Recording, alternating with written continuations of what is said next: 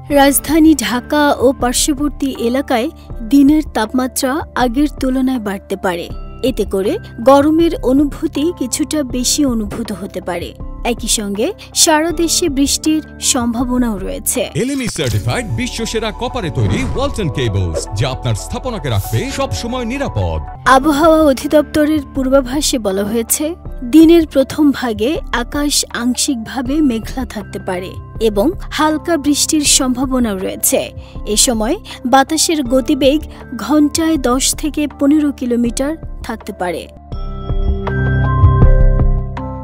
গত 24 ঘন্টায় ঢাকায় 5 মিলিমিটার বৃষ্টি রেকর্ড করা হয়েছে।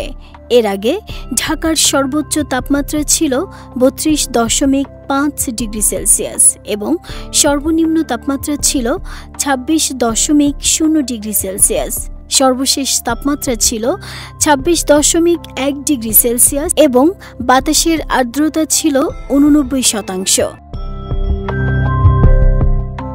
আবহাওয়া অধিদপ্তরের উপপরিচালক মোহাম্মদ শাহিনুল ইসলামের স্বাক্ষরিত একটি বিজ্ঞপ্তিতে জানানো হয়েছে, দেশের অভ্যন্তরীণ নদীবন্দরগুলোর জন্য কোনো সতর্কবার্তা বা সংকেত দেখাতে হবে না। নাহিদার স্মৃতি, দেশ রূপান্তর।